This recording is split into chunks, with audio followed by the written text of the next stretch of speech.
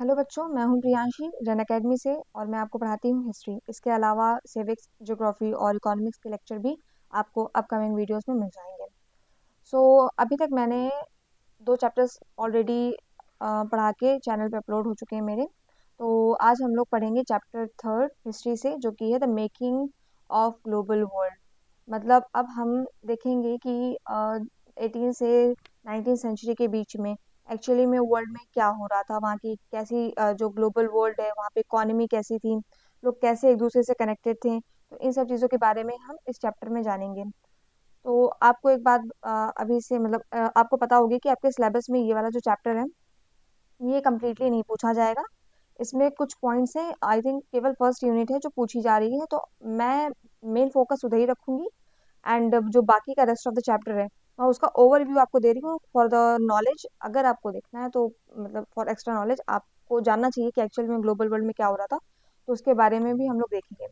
Okay, तो सबसे पहले हम लोग देखते हैं कि यहाँ पे ना एक इमेज दी हुई है। ये एक गोवा के म्यूजियम में ऐसे कई इमेजेस, ऐसे स्टोन जो है मेमोरियल स्टोन है गोवा के म्यूजियम में, काफी ढेर सारे हैं, जिसमें हम लोग देख सकते हैं कि कितने पुराने टाइम पहले 10th सेंचुरी सीई से 9th सेंचुरी तक इस तरीके के जो स्टोन्स हैं वो हमें मिलते हैं। इसमें हमें दिख रहा है कि एक बोट है। दैट मीन्स कि सी ट्रेड या सी ट्रैवलिंग के बारे में उस टाइम पे लोग जानते थे, लोग ट्रैवल करते थे। तो ये एक एविडेंस है जो हमें दिख रहा है, जो हमें बताता है कि 10th सेंचुरी और 9th सेंचुरी के टाइम पे ही सीई, दैट मीन्स कि बिफोर कॉमन एरा, यानी कि क्रिश्चियन वो बीसी के पहले। ठीक है, तो क्रिश्चियन एरा के पहले जो टाइम था उस टाइम से ही जो ट्रैवलिंग है, बोट ट्रैवलिंग है, सी ट्रैवलिंग है, वो स्टार्ट हो गई थी। तो हम देखते हैं कि लोग एक दूसरे से कैसे कनेक्टेड थे, क्यों कनेक्टेड थे, उनके क्या पर्पस थे और किस तरीके के लोग ट्रैवल करते थे। तो हम देखते हैं प्री मॉडर्न वर्ल्ड। अब इसे प्री मॉडर्न वर्ल्ड क्यों कहा जाता है, क्योंकि मॉडर्न टाइम से पहले की बात हो रही है, जब जो आर्म्स और एमिनिशंस आने लगे थे और लोग इंडस्ट्रियलाइज हो रहे थे, ग्लोबलाइज हो रहे थे, उससे पहले क्या एक्चुअल में हो रहा था, तो उसके बारे में हम इस चैप्टर में देखेंगे। तो जो एंशियंट रूट्स हैं हमारी, वो बहुत ही अलग अलग तरीके से इंटरकनेक्टेड है। जैसे आज आज के टाइम पे है कि जो वर्ल्ड है, इंडिया वो रशिया से भी कनेक्टेड है, अमेरिका से भी कनेक्टेड है। हर एक कंट्री अगर इस टाइम पे अगर कुछ भी होता है, लाइक अभी जो वॉर चल रही है यूक्रेन और रशिया के बीच में, उससे जो बाकी जो वर्ल्ड है वो भी इफेक्ट हो रहा है। तो हम यही देखना है हमें कि उस टाइम पे लोग कैसे एक दूसरे से इफेक्टेड थे, कैसे एक दूसरे पे लोग डिपेंडेंट थे, कैसे उनके बीच में ट्रेड फ्लरिश हो रहा था, उसके क्या रास्ते थे और क्यों लोग इधर से उधर ट्रैवल करते थे, उसके बारे में हम जानेंगे।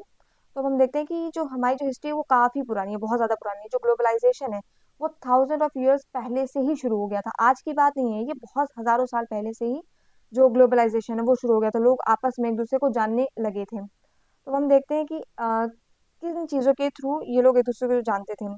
तो ट्रेड, लोग एक दूसरे के साथ ट्रेड करते थे, व्यापार करते थे। माइग्रेशन, लोगों को एक दूसरे से एक जैसे किसी जगह पे उन्हें कोई फैसिलिटी नहीं मिल रही है, तो उस जगह से वो दूसरी जगह ट्रैवल करते थे उन फैसिलिटीज को या अपनी जो नीड्स हैं उनको कंप्लीट करने के लिए। उसके अलावा लोग एग्जैक्टली यहाँ पे जैसे लिखा है फॉर सर्चिंग ऑफ वर्क या स्पिरिचुअल फुलफिलमेंट। तो जो बुद्धिज्म है, जैसे हम लोग जानते हैं, वो इंडिया में उसका जन्म हुआ था।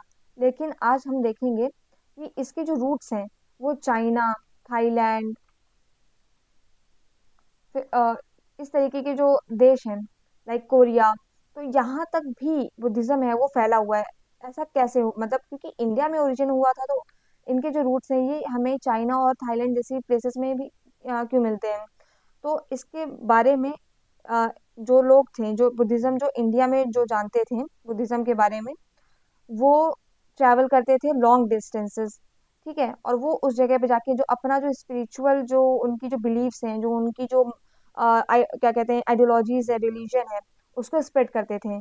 अपनी धार्मिक जो उनकी जो धार्मिक चीजें थी, उनकी जो भी उनका जो विश्वास था उसे लोगों तक, दूसरे दूसरे लोगों तक पहुंचाने की उनकी वो अपनी एक जिम्मेदारी समझते थे कि हाँ हमें भी लोगों को इन चीजों के बारे में बताना है। सेम तरीके से जो चाइना से लाइक फाजियान था उस टाइम पे, तो वो भी चाइना जॉन जेंगे जिनके बारे में हम लोगों ने पास जो क्या कहते हैं क्लासेस थी उनमें हमने पढ़ा हुआ है। तो ये जो लोग थे ये भी चाइना से यहाँ आए थे इंडिया में, और उनको भी बुद्धिज्म, जो आइडियोलॉजी थी बुद्धिज्म की, वो उन्हें काफी ज्यादा इन्फ्लुएंस करती है, और वो ये जो आइडिया था, ये जो स्पिरिचुअलिज्म था, इसे अपने साथ लेकर के चाइना गए और वहां पे स्प्रेड किया। तो कई अलग अलग रीजंस थे लोगों के आने के।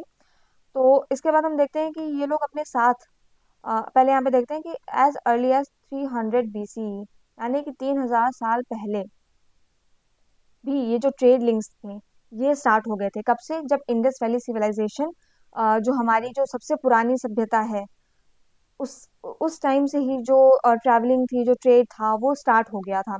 और ये वेस्ट एशिया तक फैला हुआ था।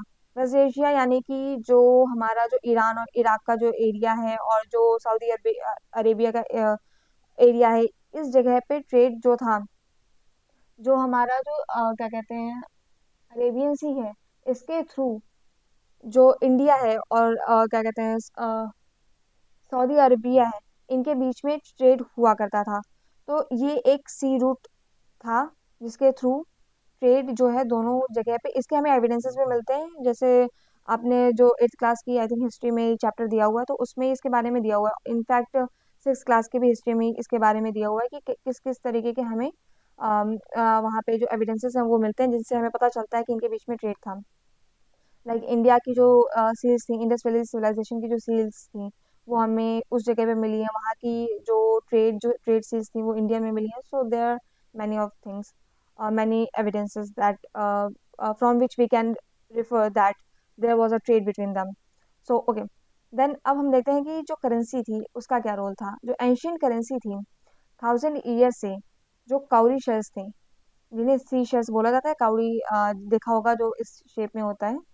अ, अभी भी, अब तो नकली भी होते हैं जैसे लोग डेकोरेशन वगैरह करते रहते हैं, तो इस शेप का जो होता है उसे काउरी शेल बोलते हैं। तो उस टाइम पे काउरी शेल्स जो थे उनसे ट्रेड किया जाता था। मालदीव्स में ये जो काउरी शेल्स थे ये वहां पे मिलते थे। और इसे यूज किया गया था चाइना में as a currency, East Africa में भी यूज किया गया था, जिससे हमें पता चलता है कि हाँ, जो ट्रेड था उसका काफी बड़ा नेटवर्क था। और इन जो करेंसीज था इनको यूज किया जाता था एक्सचेंज पर्पज के लिए। कि जैसे आजकल हम लोग नोट्स यूज करते हैं, तो उस टाइम पे ऐसा कुछ नहीं था। फिर धीरे धीरे इनसे भी हटके फिर क्वाइंस आए, और भी नई नई चीजें आई, जिनसे लोग आपस में क्या कहते हैं, एक्सचेंज करते थे चीज़ों को। तो अब हम देखते हैं कि सिल्क रूट क्या है। तो सिल्क रूट के बारे में मैं आपको पहले थोड़ा मैप में बता देती हूँ। तो ये है अफ्रीका, ओके। इसमें बना रही हूँ तो तुम माइंड मत करना, मैं बस बता रही हूँ अभी के लिए। Okay, and this is India, and ये पूरा एरिया है ऐसे जा करके, और यहाँ पे चाइना है। Okay, this is China, this is China. Let me change the pen. तो मैं बताती हूँ, ठीक है। तो ये वाला जो एरिया है, फिर ये वाला जो एरिया है, फिर ये वाला जो एरिया है, ये था इस तरीके से by sea and by land both, दोनों तरीके से इंडिया जो था वो सेंटर था। चाइना और जो नॉर्थ अफ्रीका है उसके बीच में ट्रेड का सेंटर था इंडिया। तो ये जो रूट है इसे सिल्क रूट कहा जाता है, क्योंकि इस रूट के थ्रू जो सिल्क था वो चाइना, इंडिया और नॉर्थ अफ्रीका के बीच में एक्सचेंज किया जाता था।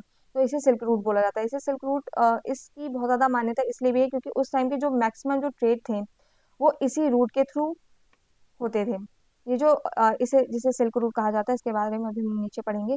तो इसी रूट के थ्रू लोग आपस में बहुत ज़्यादा कनेक्टेड थे। लोग इसी रूट के थ्रू ट्रेड करते थे, और इसी रूट के थ्रू ये लोग क्या कहते हैं, यूरोप से, जो यूरोपियन नेशंस थे यहाँ पे, इनसे भी कनेक्टेड थे। तो अब हम देखते हैं इसके बारे में नीचे कि सिल्क रूट के थ्रू क्या क्या ट्रेड किया जाता था, और ये किस तरीके से लोगों में क्या कहते हैं, लोगों को यूनिफाई कर रहा था, ग्लोबलाइज कर रहा था। तो अब हम देखते हैं ग्लोबल नेटिंग, ठीक है। यानी कि सब लोग आपस में मतलब बुने हुए थे इस रूट के थ्रू, तो इसलिए इसको बोला जाता है। बहुत ज़्यादा लिटरल मीनिंग नहीं है, इसको छोड़ते हैं। उसके बाद हम देखते हैं कि जो सिल्क रूट से वो एशिया, यूरोप, नॉर्दर्न अफ्रीका, इन तीनों को कनेक्ट करते थे, और जो मेन सेंटर हुआ करता था उस टाइम पे वो इंडिया हुआ करता था।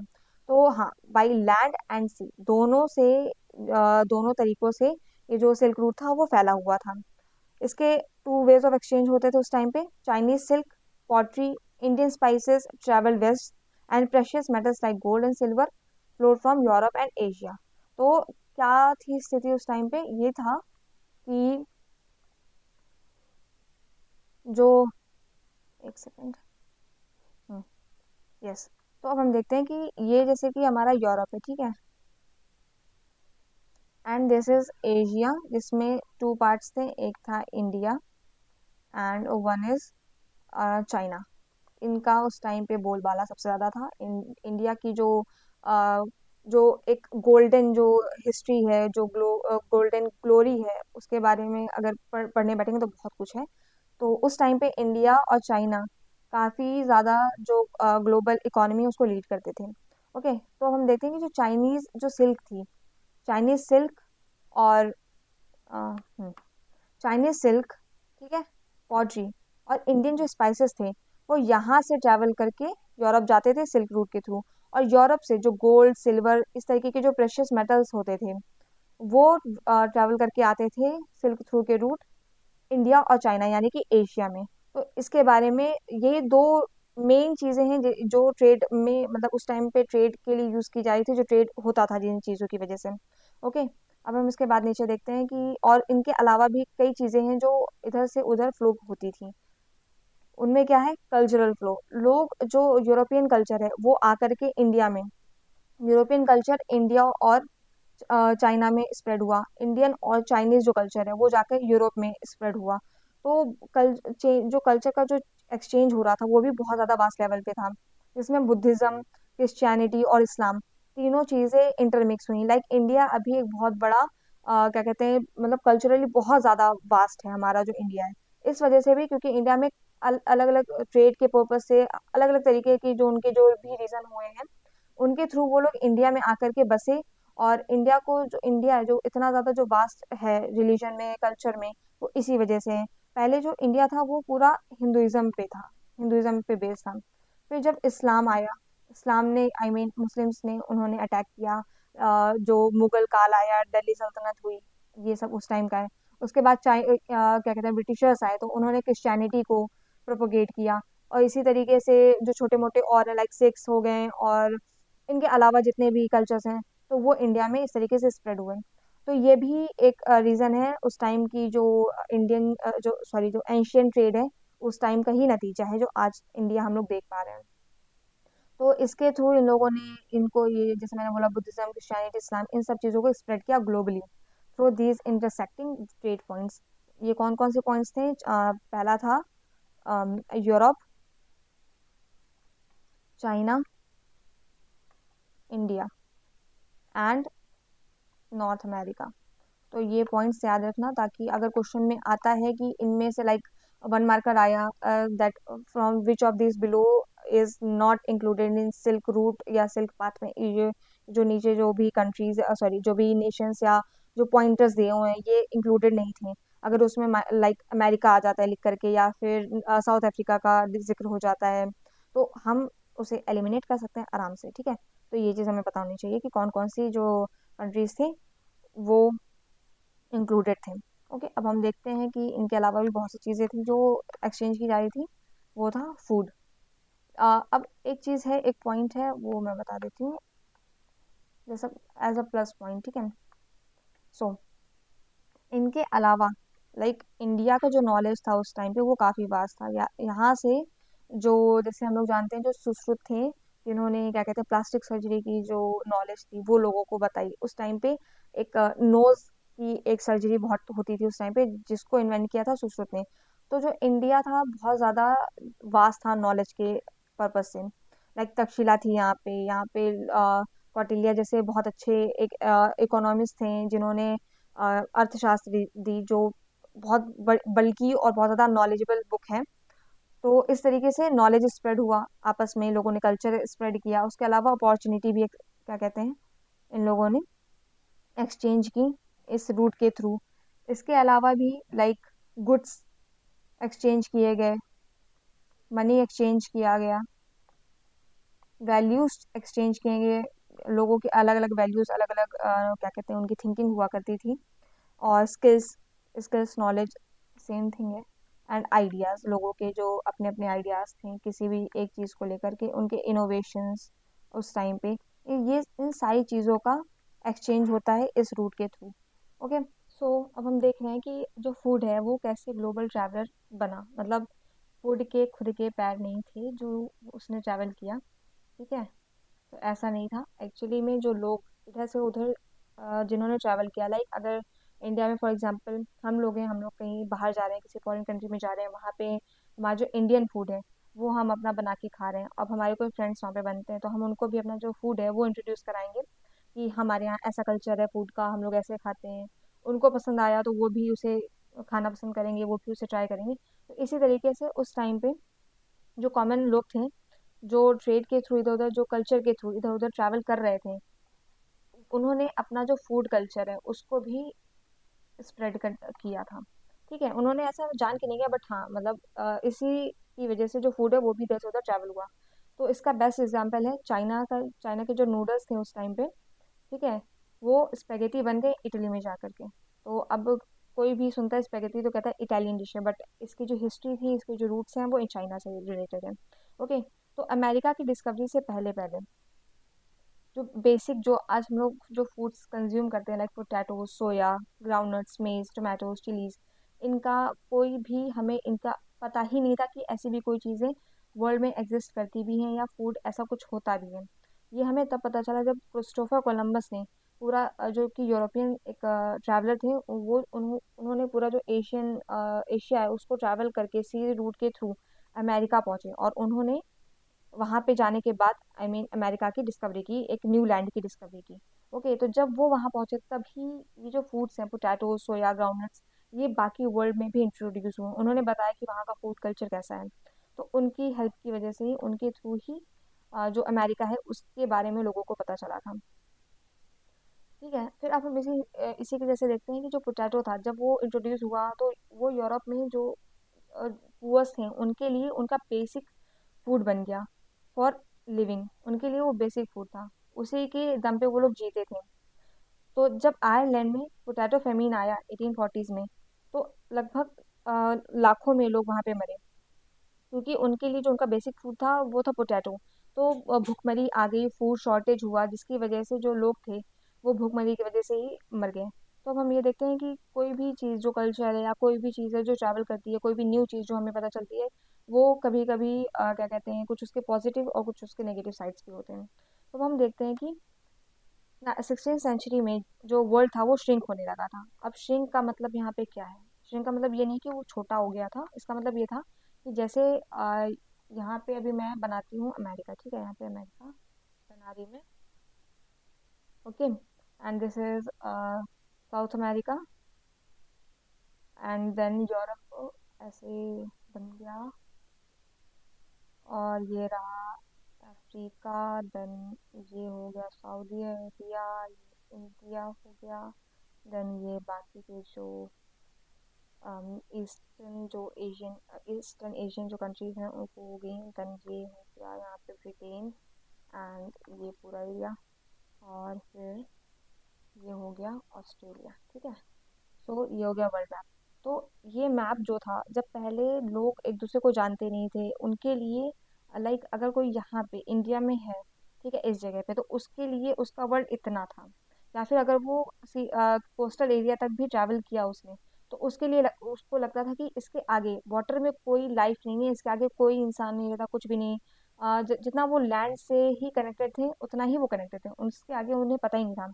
तो 16th सेंचुरी में ट्रेड के थ्रू जब लोग ट्रैवल करने लगे, जब वो जैसे यहाँ से वो लोग ट्रेड के थ्रू निकले अपनी बोट लेके, ठीक है, तो जब उन्होंने देखा कि इस कोने में भी कोई लैंड है, कोई न्यू लैंड है, इसी तरीके से वो ऑस्ट्रेलिया जैसे लोग गए, जो यूरोपियन है, वो पूरा सी रूट ट्रैवल करके इंडिया का जो कोस्टल एरिया है, जो गोवा का एरिया है, उसे उन लोगों ने डिस्कवर किया था। ठीक है। अफ्रीका इसी तरीके से डिस्कवर हुआ, उसके कोस्टल एरियाज डिस्कवर हुए। तो ट्रेड की वजह से जो ट्रेड फैसिलिटीज़ थी, जो कम्युनिकेशन था, और जो क्या कहते हैं ट्रैवलिंग की, जो ट्रांसपोर्ट की जो फैसिलिटीज़ थी, उसकी वजह से जो वर्ल्ड था वो उनके लिए छोटा होता गया, श्रिंक हो गया। अब उनके लिए ट्रैवल करना, एक जगह से दूसरी जगह जाना, उतनी बड़ी बात नहीं थी जितना पहले थी। तो 16th सेंचुरी में जितना ज़्यादा ट्रेड फैला उतना ही ज़्यादा लोग एक दूसरे को जानने लगे, एक दूसरे को जो उनका जो कल्चर है, उनका जो रिलीजन है, उनका जो भी रहने सहने का तरीका है, वहाँ की चीज़ें, वो भी एक्सचेंज करने लगे।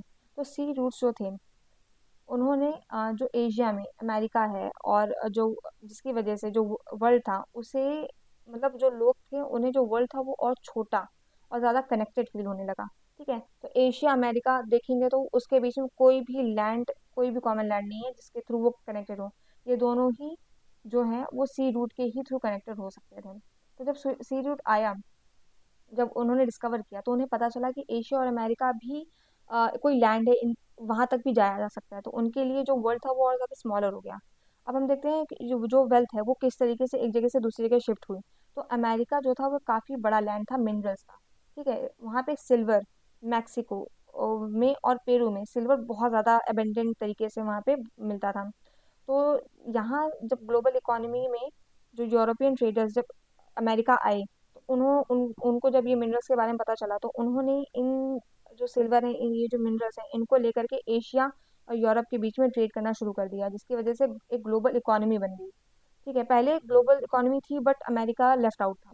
तो जब अमेरिका भी आ गया इस पूरे खेल में, इकोनॉमी के खेल में, ग्लोबलाइजेशन के खेल में, तो ये ज़्यादा तरीके से फैलने लगी, वास्ट हुई।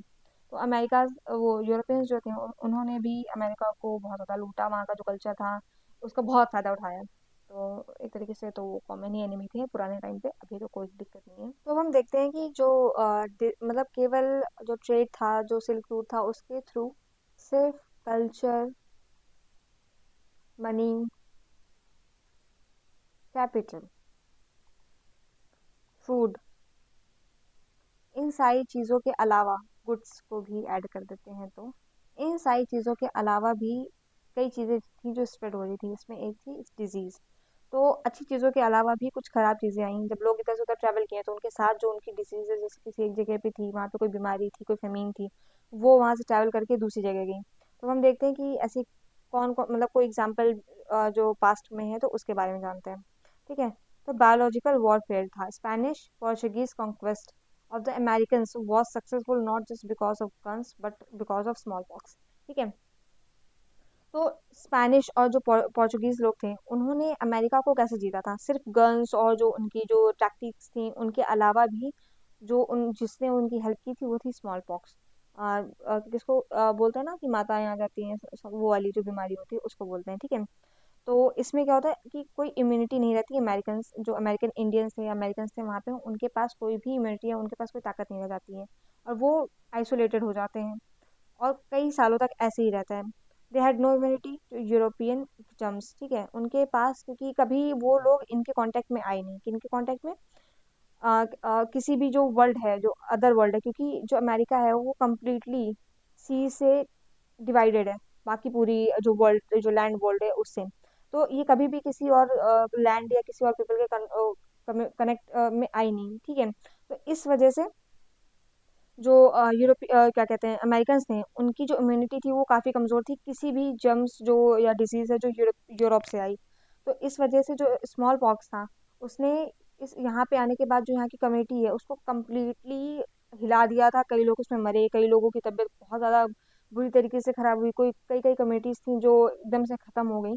तो ये सारा जिसकी वजह से जो यूरोपियंस थे उनके लिए और इजी हो गया यहाँ के लोगों पे कंट्रोल पाना, जब क्योंकि लोगों के पास ताकत नहीं है खुद की बीमारी से लड़ने के लिए तो वो लोग यूरोपियन से क्या लड़ते।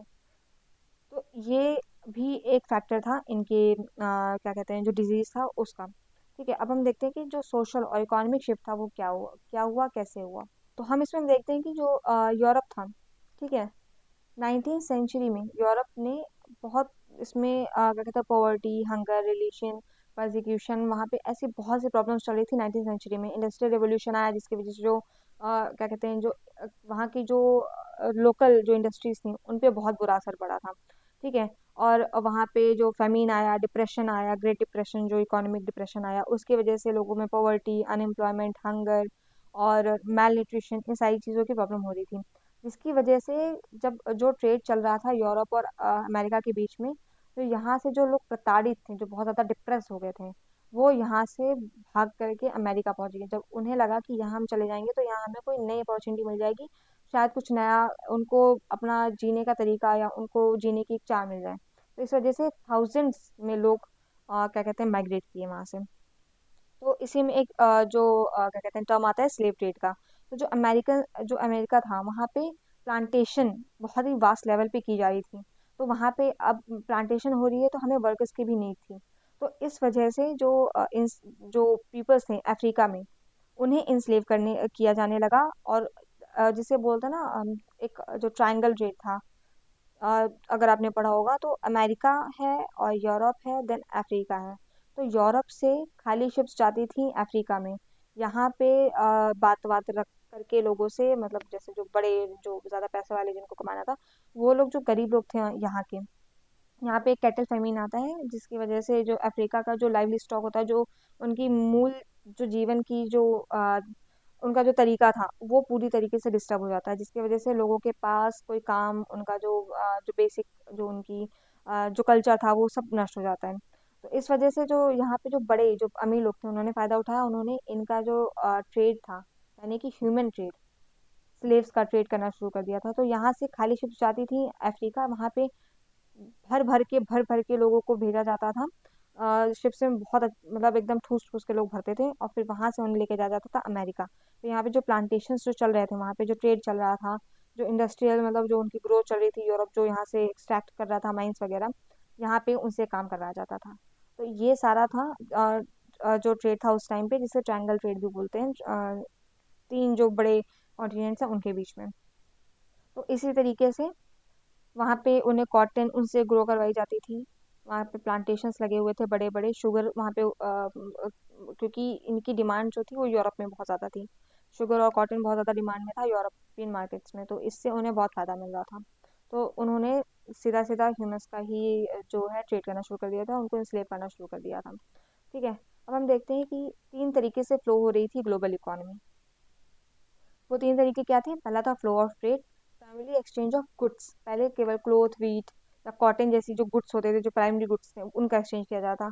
फिर हुआ फ्लो ऑफ लेबर, लोगों को बहुत ही वास्ट मैसिव तरीके से लोगों को में बहुत ज़्यादा बड़ी क्या कहते हैं तादाद में लोगों को इधर से उधर ट्रैवल माइग्रेट किया गया। कुछ लोग अपनी मर्जी से गए, कुछ लोग क्या कहते हैं मजबूरी में गए, जैसे अफ्रीका के लोग तो लगभग 150 मिलियन लोगों ने ऐसे चेंज किया, अपने होम्स चेंज किए, माइग्रेट किया यहाँ से वहाँ। फिर आता है फ्लो ऑफ कैपिटल। अब ट्रेड हो रहा है तो कैपिटल का फ्लो भी होगा, तो लॉन्ग डिस्टेंस इन्वेस्टमेंट होने लगी। अमेरिकन के जो अमेरिका सॉरी यूरोपियन के जो लोग थे वो जाके अमेरिका में इन्वेस्ट करने लगे कि यहाँ पे हम अपना इन्वेस्टमेंट कर रहे हैं, यहाँ पे ट्रेड ज़्यादा फैलेगा। इस वजह से उन्होंने लॉन्ग टर्म जो प्रॉफिट्स थे उनके लिए लॉन्ग डिस्टेंसेस में इन्वेस्टमेंट करना शुरू कर दिया। From financial hub like London, London से ये जो पैसे थे ये सारे बाकी जो वर्ल्ड है वहाँ पे जा पहुँचता था। तो अब यहाँ तक है इसका बेसिक चैप्टर, मतलब जो मेन चैप्टर है जो आपको पढ़ना है, जो इम्पोर्टेंट है, जो बोर्ड एग्जाम में पूछा जाएगा। अब इसके बाद का जो चैप्टर है जो हम लोग आगे पढ़ेंगे, उसमें जो बाकी का जो चैप्टर है वो अगर आपको नॉलेज चाहिए और आपको जानना है कि एक्चुअल में वर्ल्ड में क्या हो रहा था, तो उसके लिए आप देख सकते हैं। अदरवाइज इतना आपके लिए काफ़ी है बोर्ड एग्जाम्स के लिए। तो अब इसमें मैं आपको एक बार थोड़ा बता देती हूँ कि कैसे कैसे क्वेश्चंस आते हैं। ठीक है। तो अब क्वेश्चन आ सकता है कि जो तीन जो फ्लो थे ग्लोबल इकोनॉमी में, उनके बारे में बताओ, उन्हें इलेबोरेट करो या उनके एग्जांपल्स दो। तो पहला तो यही हो गया flow of trade, flow of labour. Flow of labour में हम लोग एम्प्लॉयमेंट सॉरी अनएम्प्लॉयमेंट और अपॉर्चुनिटी, इनके बारे में बता सकते हैं, एग्जांपल दे सकते हैं। और फिर अफ्रीका का भी एग्जांपल दे सकते हैं। फ्लो ऑफ ट्रेड हुआ, इसमें जैसे गुड्स थे, cloth, wheat, cotton, silk route, इन सब के एग्जांपल्स आ सकते हैं बहुत अच्छे से। और फ्लो ऑफ कैपिटल, इसमें लंदन जो था हब, जो फाइनेंशियल हब था, जो पैसे सबको देता था दूसरी जगह पे इन्वेस्ट करने के लिए, तो इसका एग्जांपल हो गया। ठीक है। अब 3 मार्कर ये क्वेश्चन आता है तो आराम से नंबर स्कोर किए जा सकते हैं। अब इसके बाद हम देखते हैं कि स्लेव ट्रेड।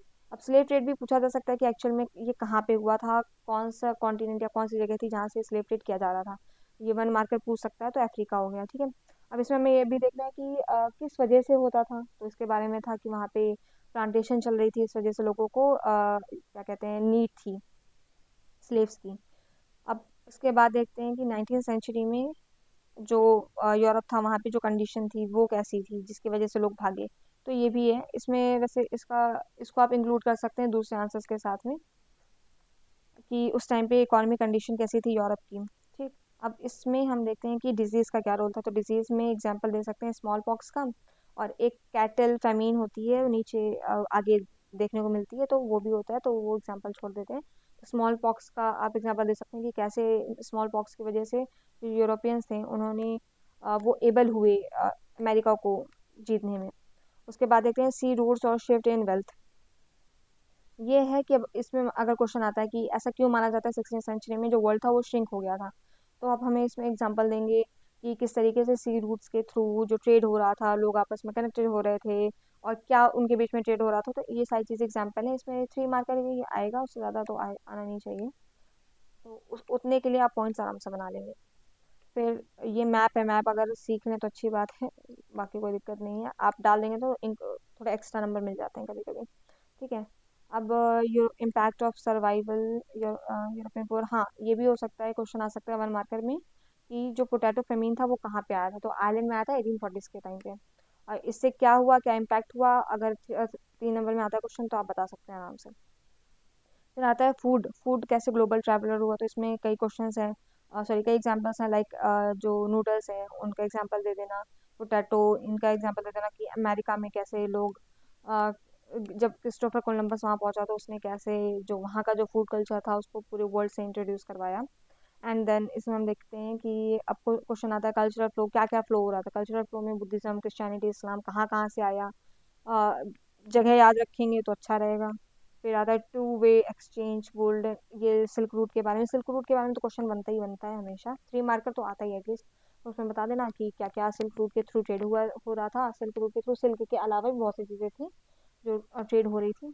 तो उसमें ये जितने क्वेश्चन, ये इसमें जैसे 3 अगर हमें पॉइंट्स बनाने हैं इस क्वेश्चन के ऊपर, तो अभी हम देखते हैं कि हम कैसे बना सकते हैं। Okay, second. तो अब हम देखते हैं, पेज कोई खाली मिल जाए तो बनाती हूँ। ठीक है, यहाँ पे मैं बताती हूँ। अगर सिल्क रूट के ऊपर क्वेश्चन आता है तो पहले तो ये बताना कि सिल्क रूट जो था वो कहाँ कहाँ पे फैला हुआ था। ठीक है, उसके मेन सेंटर्स कौन से थे। तो मेन सेंटर्स में आता है इंडिया, इंडियन सब कॉन्टिनेंट। ठीक है, उसके बाद north America, sorry North Africa, China and Europe. अब हमें ये बताना है कि दो जो मेन सेंटर्स थे उस टाइम पे, दो जो मेन कॉन्टिनेंट थे लाइक एशिया एंड यूरोप के बीच में किन चीज़ों का एक्सचेंज हो रहा था। तो एशिया जो था वो प्रोवाइड कर रहा था वहाँ के स्पाइसेस, और चाइना का जो सिल्क था वो प्रोवाइड कर रहा था यूरोप को, और यूरोप उसके बदले में इन्हें गोल्ड और सिल्वर प्रोवाइड करता था। ठीक है, फिर इसमें बताना कि कल्चरल फ्लो बहुत ज़्यादा हुआ। ठीक है, कल्चरल फ्लो में हम बुद्धिज़्म का एग्जाम्पल दे देंगे, क्रिश्चियनिटी का एग्जाम्पल दे देंगे, एंड इस्लाम का एग्जाम्पल दे देंगे। अब इसमें अगर कंट्री के नाम भी स्पेसिफाई कर दोगे तो बहुत अच्छा रहेगा। ठीक है, उसके बाद हम इसमें क्या ऐड कर सकते हैं, इसमें हम ऐड कर सकते हैं कि फूड कैसे ट्रैवल किया इसके थ्रू। अब इसमें रीजंस भी ऐड कर सकते हो कि रीजंस क्या थे, कि लोगों ने ट्रैवल ही क्यों किया, उनके रीजंस क्या थे। तो रीजंस कई थे, जैसे स्पिरिचुअल बिलीफ में कल्चर आ जाएगा। ठीक है, इसमें वो भी आ जाएगा कि लोग जैसे एक जगह पे एम्प्लॉयमेंट की उनको दिक्कत हो रही थी, इस वजह से उन्होंने एम्प्लॉयमेंट की होप में दूसरी जगह पे ट्रैवल किया। तो ये सब भी हम ऐड कर देंगे। फूड में वही अमेरिका का एग्जांपल, सॉरी उसका चाइना का एग्जांपल दे देना, नूडल्स वगैरह का, और अमेरिका का दे देना पोटैटो, पोटैटो का। तो ये हो जाएगा। 5 मार्कर भी आता है इसमें, तो बहुत अच्छे से बन जाएंगे क्वेश्चंस। अगर 3 मार्कर आता है तो ये दोनों पॉइंट को एक्सक्लूड कर दोगे तो कोई दिक्कत नहीं, इन तीनों को भी डाल दोगे तो अच्छा है। और आंसर लिखने का तरीका होता है ये कि 2 लाइन का, एटलीस्ट 2 लाइन्स का आप एक इंट्रो दे देना। ठीक है, उसके बाद ये पॉइंट्स दे दिए, फिर बाद में नीचे आके कंक्लूड कर देना कि इससे क्या क्या हुआ। लाइक हमने ये तीनों चीज़ें लिखी, फिर हम ये लिख देंगे नीचे कि इसके अलावा भी बहुत सी चीज़ें थी जो एक्सचेंज हुई, लाइक डिजीज हुई, चेंज, इससे लोगों को फूड कल्चर पता चला। तो ये वाला जो पॉइंट है आप इसको कंक्लूजन में लिख सकते हो। तो इस तरीके से जो आंसर है वो कंप्लीट होता है और एग्जामिनर को ज़्यादा इंप्रेशन उसके ऊपर बनता है, तो अच्छे से नंबर आपको मिल जाएंगे। ठीक है, अब हम इसके बाद देखते हैं कि ब्रिटेन में क्या हो रहा था। ठीक है, वहाँ पे वर्ल्ड इकोनॉमी का जन्म कैसे हुआ। तो यहाँ से बहुत ज़्यादा मैं डिटेल में नहीं जाऊँगी, बस ऊपर ऊपर का बताना है मुझे, ताकि आपको पता रहे कि एक्चुअल में क्या कंडीशन थी वहाँ पे। तो बस हम उतना ही बताएंगे। ठीक है, तो इंडिया में एक कॉर्न लॉ आया, ठीक है। कॉर्न लॉ में क्या हुआ, कॉर्न मतलब भुट्टा, मक्का, ठीक है। तो उससे एक लॉ पास किया गया, ठीक है। तो ब्रिटेन जो था, वहाँ पे जो फूड पॉलिसी थी, वो प्राइमरी कैटलिस्ट थी ग्लोबल एग्रीकल्चरल मार्केट की। वहाँ पे जो मार्केट थी वो कैसे ग्लोबली मतलब बनी, उसका जो जो मेन पॉइंट था वो था फूड पॉलिसी वहाँ की। तो कॉर्न लॉ लाया गया, जिसकी वजह से जो लोकल लैंडलॉर्ड्स हैं उन्हें प्रोटेक्ट किया गया। ब्रिटिश गवर्नमेंट ने क्या किया कि जो फूड इम्पोर्ट्स थे उस टाइम पे, उन पे रिस्ट्रिक्शंस लगाए, जिसकी वजह से जो अब लोकल जो प्रोड्यूस किया जा रहा है वो इतना ज़्यादा होता नहीं, तो लोकल लोगों ने अपनी मर्जी चलाई और जो फूड प्राइसेस थे उनको बढ़ा दिया, ठीक है। जिसकी वजह से लोगों में काफ़ी ज़्यादा क्या कहते हैं, एक गुस्सा आक्रोश आने लगा कि मतलब एक तो इम्पोर्ट बंद कर दिया, ऊपर से जो फूड के प्राइसेस हैं वो इतने ज़्यादा बढ़ा दिए हैं, तो गरीब इंसान करे तो करे क्या, ठीक है। फिर क्या होता है कि एबॉलिशन एंड इम्पैक्ट एक पॉइंट है। तो इसमें क्या होता है कि बहुत ज़्यादा प्रेशर में आने के बाद फिर गवर्नमेंट क्या करती है कि उसने सडनली से जो लॉ था उसको ख़त्म कर दिया कि भाई लोग बहुत ज़्यादा गुस्सा हो रहे हैं तो ये लॉ हटाओ, कोई अच्छा नहीं है। इसकी वजह से जो इम्पोर्ट था वो एकदम से बहुत ज़्यादा सस्ता हो गया, क्योंकि इम्पोर्ट बहुत ज़्यादा आया, तो जो फूड था उसका जो प्राइस था वो बहुत ज़्यादा घट गया। अब एक तो इम्पोर्ट के जो फूड थे वो आए, ठीक है, और बहुत ज़्यादा अबेंडेंट आए कि जिनका जो फूड प्राइस था वो लोकल फूड प्राइस से कम था, तो जिसकी वजह से जो लोकल जो ग्रोन फूड था, जो लोकली जो ग्रो किया जा रहा था, उसके और भी ज़्यादा गिर जाते हैं, ठीक। अब इसका ग्लोबल रिएक्शन क्या होता है, जो ब्रिटेन था, ब्रिटेन को मतलब उसको क्या कहते हैं, उसको फीड करने के लिए जो इस जो वहाँ के जो लोग थे ईस्टर्न यूरोप में, रशिया में, अमेरिका में, ऑस्ट्रेलिया में, वहाँ पे जाकर के वहाँ की लैंड्स क्लियर करते हैं, ताकि जो अमेरिका है वहाँ के लोगों का, सॉरी जो ब्रिटेन है वहाँ के लोगों का पेट भरा जा सके, ठीक।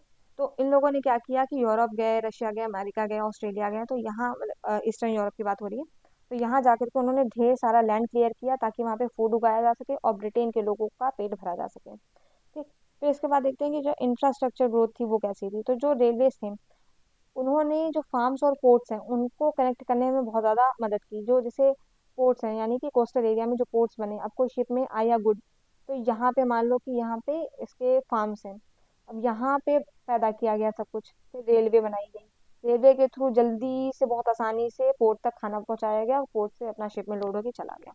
इसकी वजह से बहुत ज़्यादा जो नए हार्बर्स थे उन्हें बनाया गया, जो कार्गोस थे, मैसिव कार्गोस, यानी कि बड़ी बड़ी जो शिप्स थी, ताकि जितना ज़्यादा हो सके उतना एक बार में सामान को ले जाया लाया जा सके, तो ये सारे काम करने होने लगे थे यहाँ पे ब्रिटेन में। अब वहाँ पे टेक्नोलॉजी का क्या रोल हुआ, तो देखते हैं कि ट्रांसपोर्ट और कम्युनिकेशन ने कैसे फैसिलिटेट किया ट्रेड को, और क्या कहते हैं उनके बीच में जो जो ब्रिटेन का जो मोटिव था उसको।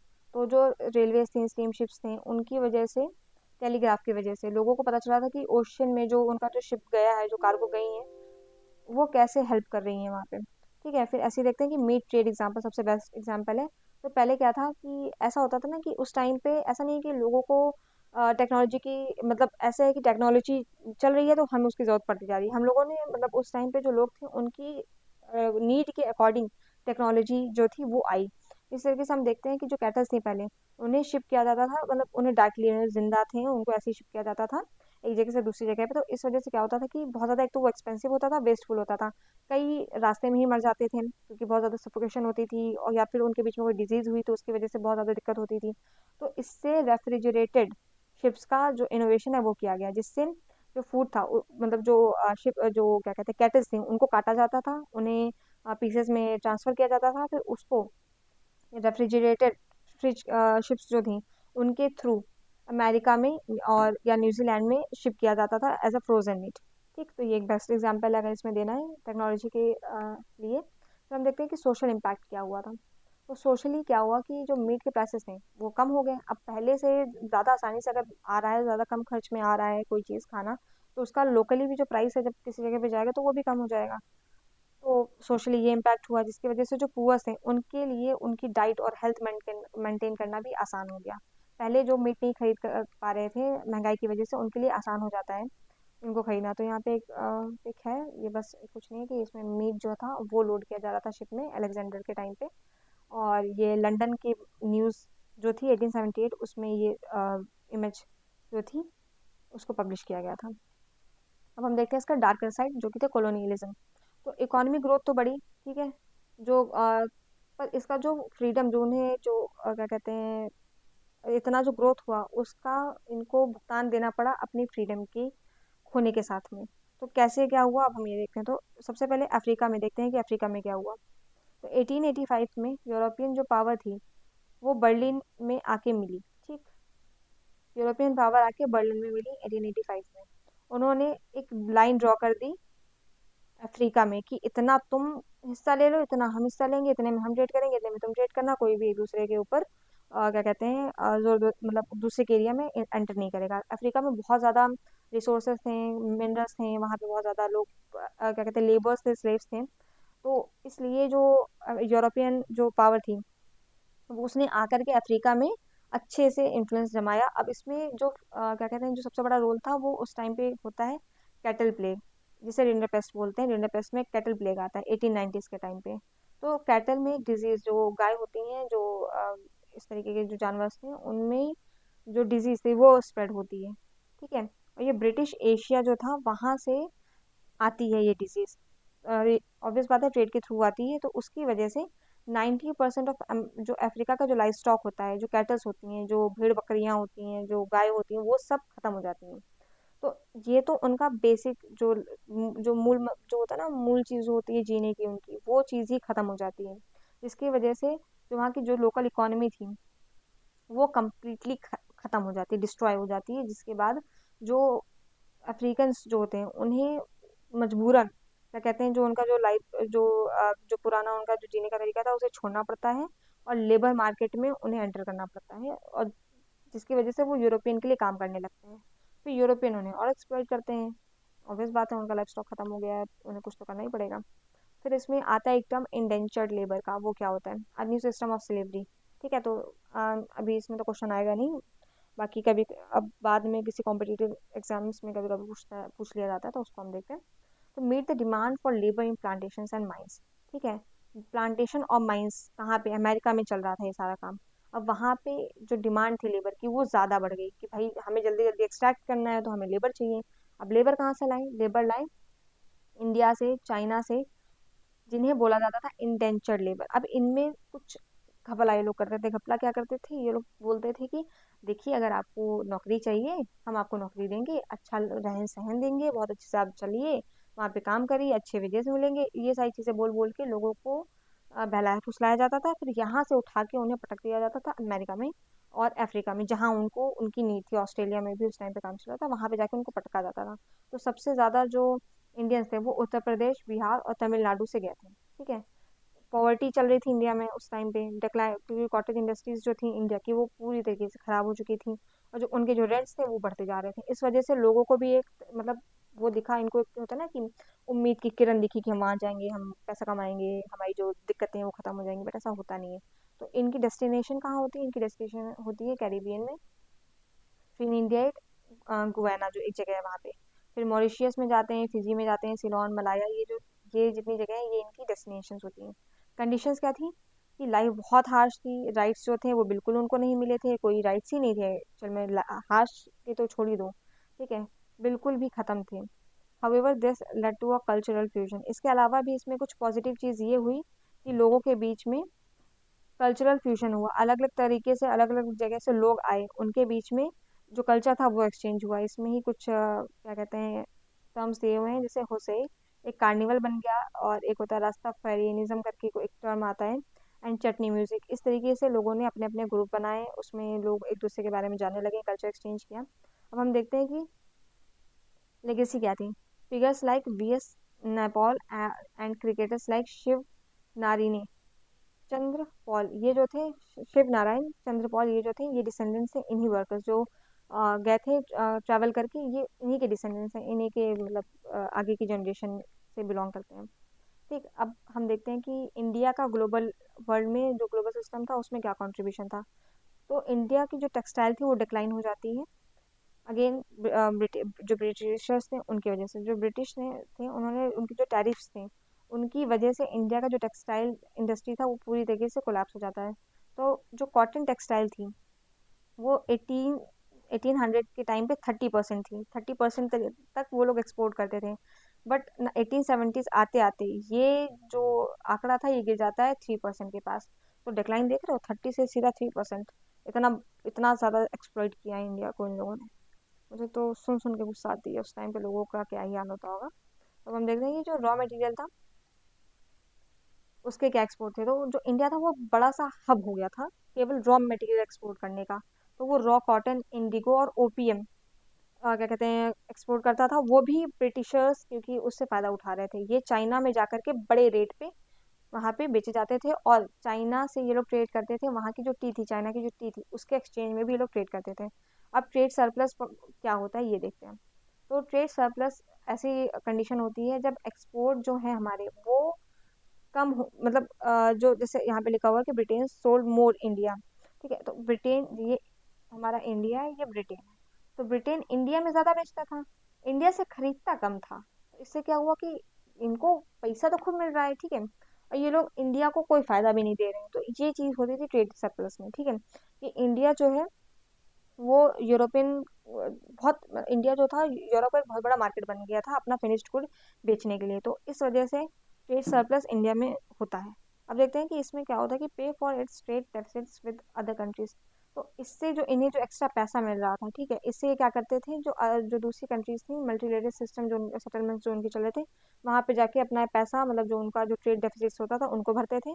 Home charges like pension and interest on debt, जो उनके जो ऑफिशियल्स थे, ब्रिटिश ऑफिशियल्स थे, उनकी पेंशन्स भी ये लोग इन्हीं पैसों से दिया करते थे। तो भाई इनकी चांदी चांदी थी, इंडिया को बर्बाद कर रहे थे, अपनी चांदी कर रहे थे। अब हम देखते हैं कि फर्स्ट वर्ल्ड वॉर में क्या होता है। 1914-18 के टाइम पे एलीज और सेंट्रल पावर्स के बीच में लड़ाई होती है। एलीज में होते हैं Britain, France, Russia and USA, जो बाद में ज्वाइन करता है, and Germany, Austro Hungary and Ottoman Turkey होते हैं सेंट्रल पावर्स में। तो इसके इसमें क्या होता है कि जब इंडस्ट्रियल जो वॉरफेयर होता है उस टाइम पे, जब फॉर द फर्स्ट टाइम ऐसा होता है कि जो मशीन गन्स थी, टैंक्स थी, एयरक्राफ्ट थे, केमिकल वेपन्स थे, इन्हें यूज़ किया जाता है पहली बार किसी बहुत ज़्यादा मैसिव स्केल में और किसी वॉर में। तो ये भी एक टेक्नोलॉजी कहेंगे या जो भी है, वो चीज़ें इंट्रोड्यूस हुई। अब हम देखते हैं कि पोस्ट वॉर जो चैलेंजेस थे और जो रिकवरी थी उसमें क्या हुआ था। तो ब्रिटेन जो था वो स्ट्रगल कर रहा था उस टाइम पे, अच्छे ही स्ट्रगल करते रहे, ठीक है। तो उसमें ब्रिटेन जो था वो रिक्लेम करता है ग्लोबल डोमिनेंस। उसको चाहिए थी कि भाई हम अभी तक राज कर रहे थे, हमें फिर से राज करना है। और उसी टाइम पे जो इंडिया और जापान की जो इंडस्ट्रीज थी वो काफ़ी ग्रीव कर रही थी। बट ये तो ब्रिटेन को पसंद नहीं आता, उन्हें वो चाहता था कि हमारी जो डोमिनेंस है वो वापस ग्लोबली बढ़ जाए, वापस आ जाए, जिसकी वजह से नया कंपटीशन आ जाता है मार्केट में। अब जो एग्रीकल्चरल क्राइसिस है वो आ जाती है उसी टाइम पे। During the war wheat production जो होता है expanded in Canada, America, Australia. जो वीट प्रोडक्शन था वो बहुत ज़्यादा फैल जाता है। जब यूरोपियन जो होती है प्रोडक्शन उसका वापस लाइव में आता है, लोगों के बीच में आता है आफ्टर वॉर, वॉर के बाद में, तो जो एक ओवर सप्लाई जो होती है वो मार्केट में आ जाती है। अब हम जो इंडिया है, जापान है और जो अदर कंट्रीज हैं जो वीट सप्लाई कर रही थी, उनके अलावा अब जो क्या कहते हैं ब्रिटेन है, उसको मतलब मार्केट में घुसने के लिए दोबारा उसने क्या किया कि वापस से उसने जो वीट का जो प्रोडक्शन था बहुत ज़्यादा वास्ट लेवल पे किया पैसा कमाने के लिए, जिसकी वजह से मार्केट में क्या होता है, ओवर सप्लाई जाती है, प्राइसेस जो होते हैं वो क्रैश हो जाते हैं, फार्मर्स जो होते हैं वो डेट में चले जाते हैं। इसमें नुकसान होता है अगेन फार्मर्स का, बड़े लोगों का कुछ होना ही नहीं है। फिर इसी में आता है US boom and mass production, ठीक है। अब यूएस में बूम आता है, मास प्रोडक्शन क्या है उसमें, हेनरी फोर्ड जो था असेंबली लाइन उसने बनाई थी। फोर्ड जो उस टाइम की जो सबसे पहली जो कार थी उसने वो बनाई। उसने मास प्रोडक्शन किया अचानक से इन सारी चीज़ों का, ठीक, कार प्लांट बनाया। और इसमें उसने क्या किया कि forced assembly line forced workers to repeat a single task at a fast pace. तो इस जो असेंबली लाइन थी वहाँ पे उसने कहा कि भाई डिमांड बढ़ रही है तो हमें ऐसे वर्कर्स चाहिए जो एक ही काम को लगातार कर सकें और बहुत ज़्यादा जल्दी कर सके, ताकि जो प्रोडक्शन है वो ज़्यादा से ज़्यादा हो सके, जो आउटपुट है वो ज़्यादा बढ़ सके। फिर जो टी मॉडल फोर्ड करके एक गाड़ी थी उस टाइम पे, कार थी, उसका प्रोडक्शन बहुत तेज़ी से होता है। अब कंजम्पशन साइकिल क्या थी वो देखते हैं। तो high wages allowed workers to buy durable goods. उस टाइम पे लोगों की जो इकोनॉमिक स्थिति थी, जो आर्थिक स्थिति अच्छी थी, तो इसकी वजह से वो लोग जो ड्यूरेबल गुड्स थे लाइक कार, मशीन्स, इस तरीके की चीज़ें वो बहुत ज़्यादा अच्छे से अफोर्ड कर सकते थे, ठीक है। तो अब उन्हें ये अफोर्ड करना था और वो किस चीज़ पे अफोर्ड करते थे, क्रेडिट पे, हायर परचेज पे, ठीक है, पैसे उधार लेके बैंक से फिर जाके वो खरीदते थे। इससे जो मनी का फ्लो था वो भी बहुत ज़्यादा चल रहा था, इन्वेस्टमेंट बहुत ज़्यादा हाई लेवल पे चल रही थी। This created cycle of high demand high employment and high investment, ठीक है। अब लोगों को अगर सामान खरीदना है तो उन्हें कमाना भी है, तो इस वजह से उनके बीच में जो एम्प्लॉयमेंट की डिमांड थी वो भी बढ़ जाती है। अब लोगों के पास पैसा है तो वो आराम से काम भी कर पा रहे हैं, तो बहुत सी चीज़ें थी, इसी में आ जाता है, इसी की वजह से होता है ग्रेट डिप्रेशन 1929 में। ठीक, इसमें क्या होता है कि period of prosperity ended in a catastrophic collapse. बहुत ही भयानक तरीके से ये जो प्रॉस्पेरिटी चल रही थी वो खत्म होती है। जो एग्रीकल्चरल जो ओवर प्रोडक्शन है उसकी वजह से प्राइसेस खत्म, मतलब एकदम से गिर जाते हैं। जो फार्मर्स जो प्रोड्यूस कर रहे थे वो और बुरी तरीके से, क्या कहते हैं, जो इनकम,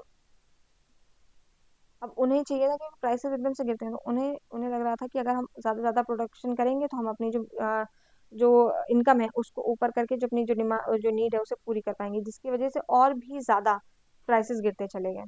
अब उन्हें इकोनॉमी का इतना तो ज्ञान था नहीं, तो ऑब्वियस बात है, तो उनको ही झेलना पड़ा था।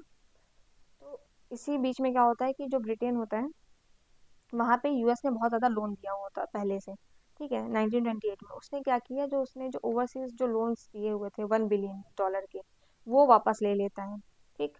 जिसकी वजह से उसने जो मतलब जो इन्वेस्टमेंट थी उसने कितने 1 बिलियन से सीधा $250 मिलियन कर दी थी। This led to collapse of banks Europe में। इसकी वजह से जो बैंक्स थे वो कोलैप्स हो गए। जो वहाँ पे लैटिन अमेरिका के जो मार्केट्स हैं लैटिन अमेरिका में, वो क्रैश हो जाते हैं। इम्पैक्ट ऑन यूएसए में क्या होता है कि 1929 से 1932 के बीच में लगभग 1,10,000 कंपनीज जो थी वो कोलैप्स हो जाती हैं। तो काफ़ी बुरी स्थिति चल रही थी इसकी वजह से। तो by 1933 over 4,000 banks had collapsed, households were ruined and millions of peoples were left homeless and hungry. तो ये कंडीशन थी, लोग भूख के मारे मर रहे थे, लोग अपना घर छोड़ रहे थे। अब जैसे उन लोगों ने क्या किया, उन्होंने क्रेडिट पे कार खरीदी, ठीक है, और मशीन्स खरीदी, 75 तरीके की फ्रिज खरीदे, ठीक है। तो इन्होंने सब क्रेडिट पे खरीदा। अब क्रेडिट कैसे दिया, अपने हाउस को लीज पे रखा होगा या अपनी प्रॉपर्टीज को लीज पे रखा होगा कि भाई इसकी गारंटी पे हमें लोन दे दो और हम अपना नीड पूरी करेंगे। अब लेकिन जब मार्केट क्रैश हो जाती है, ये सारी जो चीज़ें थी ये इनसे वापस ले ली जाती हैं। अब जो घर जिसके बेसिस पे इन्होंने ये सब लिया होता है वो भी इनसे भी छीन लिया जाता है। बैंक्स जो थे वो अपने आप को स्टेबल करने के लिए उनसे बहुत जल्दी वसूल करने की कोशिश करते हैं, जिससे लोग होमलेस होने लगे थे।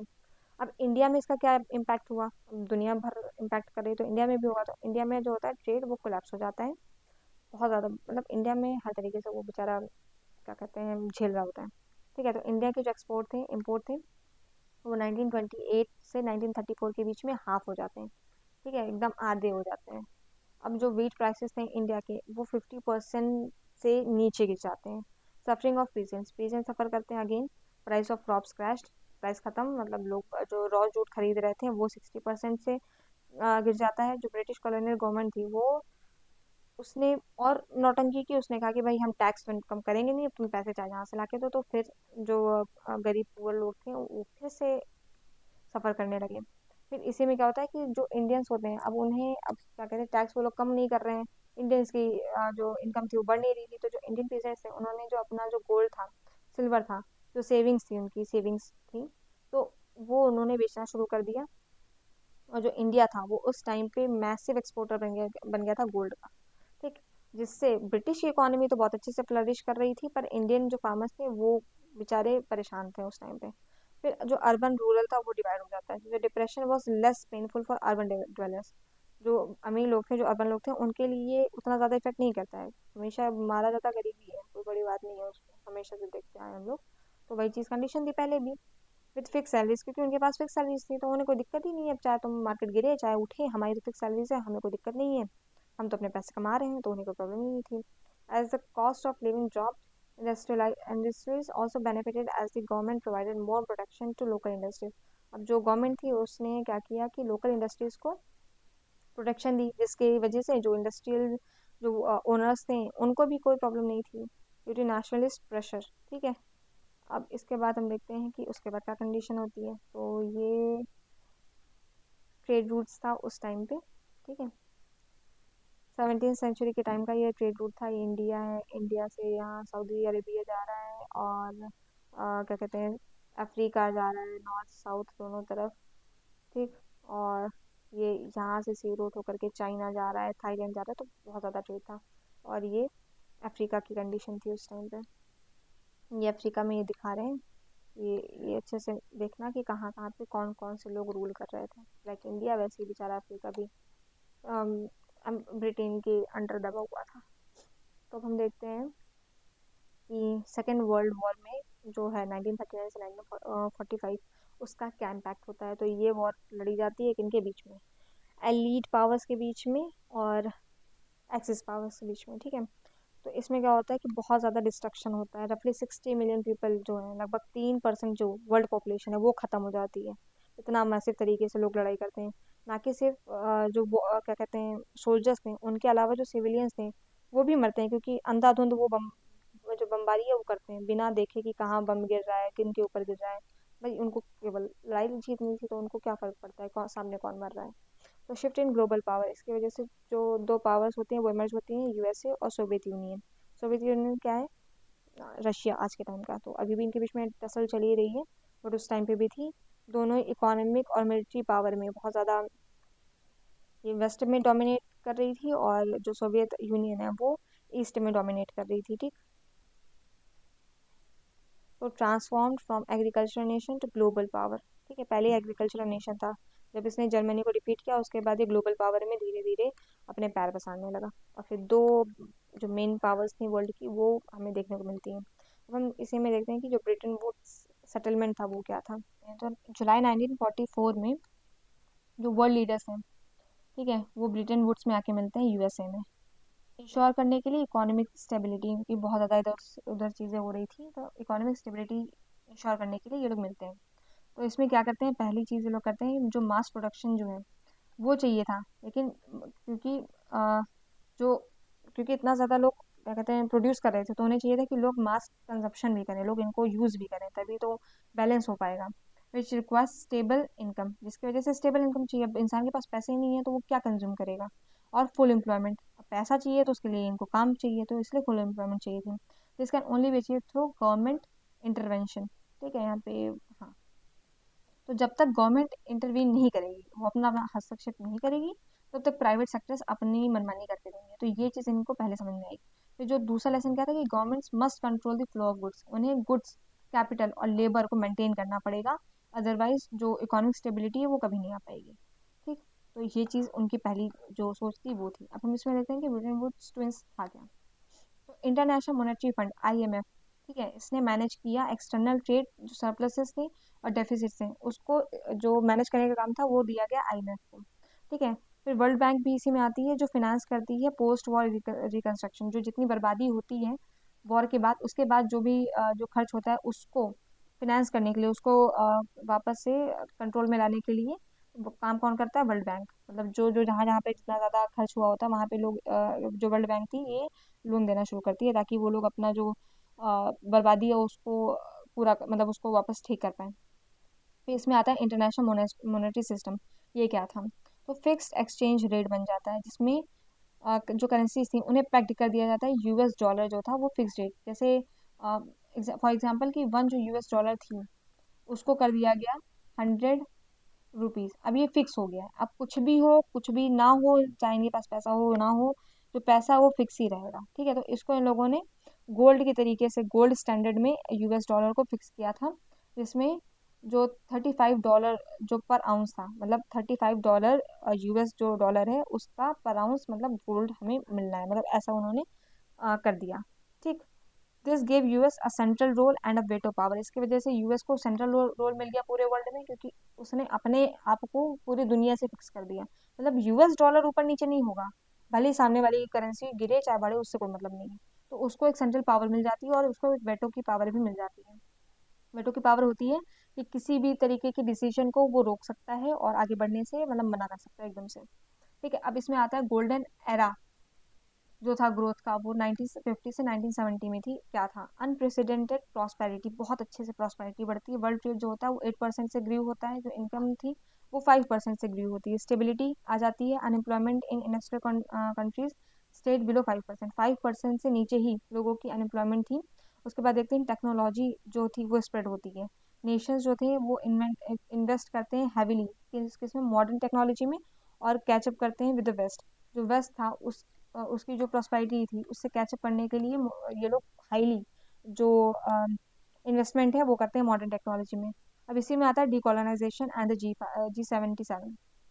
तो 77 ऐसी कंट्रीज होती हैं जो 1945 के बाद, यानी कि सेकेंड वर्ल्ड वॉर के बाद, लाइक इंडिया इंडिपेंडेंस पाती हैं, यानी कि डीकोलोनाइज होती हैं। जो कॉलोनियलिज्म चल रहा था उससे इन्हें इंडिपेंडेंस मिल जाती है। तो इसके बाद ये लोग क्या करते हैं, ये बहुत ही ज़्यादा अंडर डेवलप्ड होते हैं, या इनको कहेंगे डेवलपिंग नेशन, क्योंकि इन्हें बहुत बुरी हालत में छोड़ा जाता है जब जो कॉलोनियल्स थे वो क्या कहते हैं अपने देश वापस जाते हैं। तो न्यू नेशंस निकल के आते हैं और प्रॉब्लम्स वही पुरानी होती हैं। As colonies in Asia and Africa gain independence, they were burden by poverty. उनके भाई गरीबी आ गई थी, अब सब कुछ तो लूट ले गए थे, तो क्या ही बचता है उन लोगों के पास। तो इससे क्या होता है, फोकस जो होता है IMF का, जो वर्ल्ड बैंक की, उसका फोकस चला जाता है इन्हीं नेशंस के ऊपर। अब उसका जो मेन मोटिव था, उसका फोकस था कि ये जो डेवलपिंग नेशंस थी, जो थर्ड वर्ल्ड जिन्हें बोला जाता है, इनका जो विकास है वो भी करना ज़रूरी है, वरना स्टेबिलिटी नहीं आएगी। तो इन लोगों ने इधर भी फोकस किया, और इसी से बना एक ग्रुप जिसे बोलते हैं G77, group of 77, to counter the dominance of former colonial powers. 77 developing countries, ठीक है, 77 ऐसी डेवलपिंग कंट्रीज थी। उन्होंने ग्रुप फॉर्म किया और new international economics order NIEO का फॉर्मेशन किया, सीकिंग फेयर ट्रेड प्राइसेस। इन्हें चाहिए था कि हमें ट्रेड प्राइसेस अच्छे से मिले, कि भाई हम भी फ्लरिश होंगे, तुम फ्लरिश हो रहे हो, हमें भी भाई अपना पैर पसारने की जगह दो भाई, ऑब्वियस बात है। और इससे इन्होंने एक और डिमांड की कि भाई इससे डिमांड नहीं, मतलब इनका जो नीड था, जो गोल था, वो था कि जो कंट्रोल करना है हमें, जो हमारी जो नेचुरल जो रिसोर्सेज हैं उन्हें कंट्रोल करना है, क्योंकि जो कॉलोनियल जो पावर्स थी उन्होंने जो कॉलोनाइज जो नेशंस थे उनके नेचुरल रिसोर्सेज को बहुत अच्छे से एक्सप्लोर किया था, वहीं से तो उनको पैसा मिल रहा था। तो उन्होंने कहा कि भाई हमें प्रोटेक्शन चाहिए, हमारे खुद के जो नेचुरल रिसोर्सेज हैं उन पे उनको कंट्रोल करना होगा। फिर आता है जो ब्रिटेन वुड्स होता है, उसका अंत आ जाता है 1970s के बाद में। जो ये सिस्टम था वो कोलैप्स होने लगता है, क्यों? क्योंकि फ्लोटिंग एक्सचेंज सिस्टम जो था वो आ जाता है। अब US डॉलर था वो पहले फिक्स था, जिसकी वजह से जो US डॉलर था, बाद में जब वो वीकनिंग, जब वो गिरने लगा, मतलब उसकी जो ताकत थी वो कम हो जाती है। अब केवल US के अलावा भी और भी, जैसे रशिया है, वो पावर में आया, अदर कंट्रीज भी पावर में आई। उन्होंने कहा कि भाई इसको ही क्यों इतना प्रिविलेज मिल रहा है, तो इसकी वजह से जो US डॉलर है वो वीकन होने लगा, और उसकी वजह से जो गोल्ड था जिससे पहले इसको टाइट किया गया था वो भी खत्म हो जाता है, और जो फिक्स एक्सचेंज रेट्स का जो प्रॉब्लम था उसे रिप्लेस कर दिया जाता है फ्लोटिंग रेट से। जैसे आजकल है, कभी कभी हम लोग सुनते हैं ना कि 1 US डॉलर कभी हो जाता है 85 रुपए के बराबर, कभी 80 रुपए के बराबर, कभी 90 रुपए के बराबर, तो यही होता है। तो आज इतने टाइम तो इकोनॉमी की ये कंडीशन है कि जो हमारा रुपया है वो गिरता जा रहा है। गिरने का मतलब ये है कि जितना ज़्यादा पैसा बढ़ेगा इधर से, उतना पैसा हमारा गिर रहा है, ये होता है। मतलब ऐसा मत सोचो कि अब 1 डॉलर है, कहीं कभी हो गया 200 रुपए के बराबर, तो वाह हमारा पैसा कितना ज़्यादा विकसित हो रहा है, ऐसा नहीं है। जितना कम वैल्यू होगी इसकी और इसके बीच में इक्वल की, उतना ज़्यादा पैसा हमारा उठेगा, रुपए हमारा उठेगा, ठीक है। अब डेट क्राइसिस इसी में आ जाती है। Developing countries were force to borrow from western banks instead of IMF। अब उन्हें भी भाई विकसित होना है, तो विकसित तो ऐसे हो नहीं जाएंगे कि भाई झंडा लिया खड़े हुए। तो उन्हें चाहिए था पैसा। पैसा कहाँ से लाते? पैसा तो था ही नहीं उनके पास, क्योंकि बहुत बुरी तरीके से वो लोग क्या कहते हैं, उनको धक्का लगा हुआ था कॉलोनियल नेशन वो पावर्स की वजह से। तो उसके बाद उन्होंने क्या किया कि जो वेस्टर्न पावर थी उनसे उन्हें पैसे लेने की जरूरत पड़ गई, जिसकी वजह से जो जिसने जो अफ्रीका है और जो लैटिन अमेरिका है उसको बहुत बड़े डेट में डाल दिया था। बहुत ज़्यादा उन्होंने पैसे ले लिए थे उधार, इस वजह से बहुत ज़्यादा वो क्या कहते हैं कर्जे में पड़ जाते हैं। उसके बाद आता है न्यू न्यू एरा ग्लोबलाइजेशन। अभी तक ग्लोबलाइजेशन ग्लोबलाइजेशन यही पढ़ रहे हैं, यही पढ़ रहे हैं। तो अब हम देख रहे हैं कि अब न्यू एरा जो था उसमें क्या होता है ग्लोबलाइजेशन का, जो आजकल चल रहा है। तो रीलोकेशन ऑफ इंडस्ट्रीज। 1970s में जो मल्टीनेशनल कॉरपोरेशन जो MNCs थी, उन्होंने जो अपना प्रोडक्शन था उसे शिफ्ट कर दिया लो वेज एशियन कंट्रीज की तरफ, टू कट कॉस्ट। उन्होंने कहा भाई हम गरीब लोगों की कंट्री में अपना इंडस्ट्रियल प्लांट लगाएंगे तो वहाँ से हमें लेबर मिलेंगे सस्ते रेट पे, क्योंकि उन्हें चाहिए एम्प्लॉयमेंट, तो वो सस्ते ही रेट पे काम करने के लिए रेडी हो जाएंगे। तो इसलिए इन लोगों ने अपना फोकस शिफ्ट कर दिया। फिर आता है कि उसी टाइम पे चाइना जो होता है वो राइज करने लगता है। तो चाइना जो था 1949 में अपना रेवोल्यूशन लाता है। चाइना री एंटर द ग्लोबल इकोनॉमी, वो गिर जाती है लेकिन वापस उठ जाती है। It's low wages made it hub of manufacturing, ठीक है। उसके जो मतलब वो ना जो सामान था उसका वो बहुत सस्ते दामों में बेचने लगा था उस टाइम पे, जिसकी वजह से जैसे टीवी टॉयज फोन थे, तो वो वापस वर्ल्ड इकोनॉमी में आ गया। अब गरीब लोग तो अच्छा अभी देख रहे हो इंडिया में कितना ज़्यादा चाइना का माल बिकता है, क्योंकि चाइना का माल सस्ता होता है, वो मास प्रोडक्शन करता है सस्ते रेट, तो सस्ते रेट पे वो बेचता भी है। ठीक है, अब इसी में देखते हैं कि इकोनॉमिक ट्रांसफॉर्मेशन क्या होता है। इन द लास्ट 2 डिकेड्स जो है ग्लोबल इकोनॉमी है जो शेप है उसका मैप में वो चेंज हो गया। अब इंडिया, चाइना, ब्राज़ील, ये इंडिया की लार्जेस्ट जो इकोनॉमी है, इकोनॉमिक जो वर्ल्ड ट्रेड है उसमें बहुत बड़ा रोल प्ले करते हैं। जो प्लेयर है ना, बहुत अच्छे खिलाड़ी हो गए हैं। इंडिया चाइना ये सब वापस से उठ चुके हैं। वही जितना गिराओगे उतना उठेंगे, इंडिया का मूल मंत्र है। तो यहाँ पे हमारा चैप्टर ख़त्म होता है।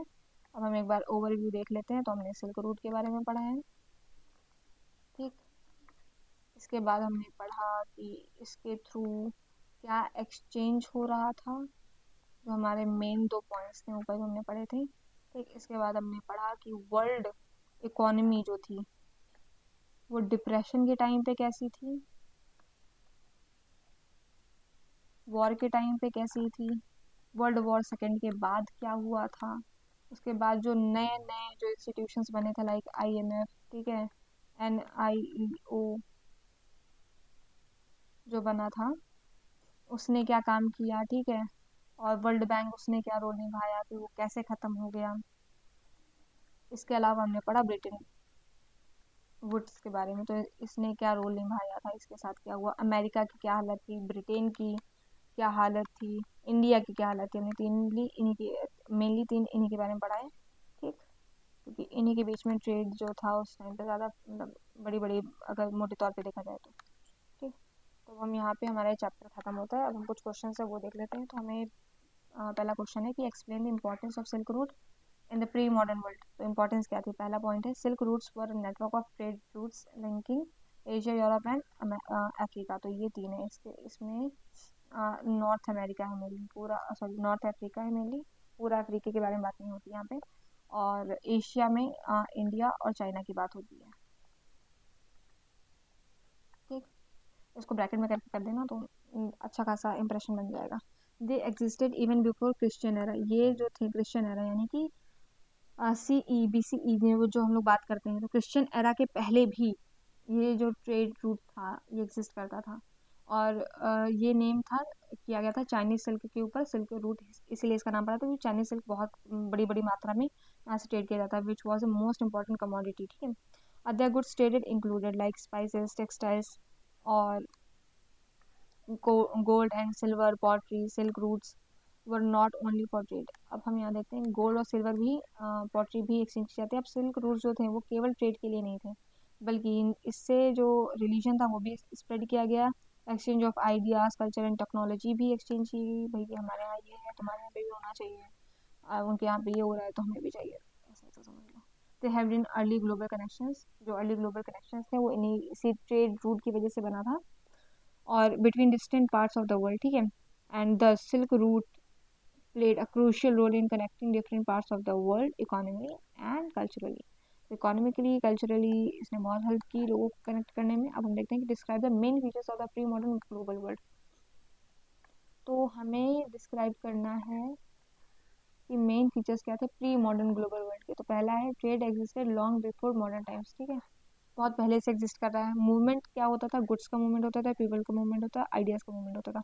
अब इसमें दो दो लाइन का एक्सप्लेन कर देना तो अच्छा है, कि गुड्स क्या क्या थे, पीपल्स किस तरीके से होते थे इधर उधर एक्सचेंज, और आइडियाज़ किस तरीके से एक्सचेंज होते हैं। तो बहुत एग्जाम्पल्स हैं जो ऐसे कॉमन सेंस में हम लोगों को पता होने चाहिए। No fast transport. तो ट्रेड जो था वो स्लो और रिस्की था उस टाइम पे, बस इतना ही डिफरेंस था आज से और पहले से। तो उस टाइम पर उतनी फैसिलिटी नहीं थी ट्रेड करने की। इसके बाद क्या था, ट्रेड डिपेंडेंट ऑन। ट्रेड किस पे डिपेंड करता था, अब विंड्स थी, अगर बहुत तेज हवा चल रही है तो ट्रेड रुक जाएगा, सी करेंट्स आ गए तो ट्रेड रुक जाएगा। एनिमल ट्रांसपोर्ट होता था तो उसमें भी प्रॉब्लम होती थी, कि अगर कोई एनिमल क्या कहते हैं उनके बीच में कोई जैसे बीमारी आ गई तो उसकी वजह से भी ट्रेड में दिक्कत होती थी।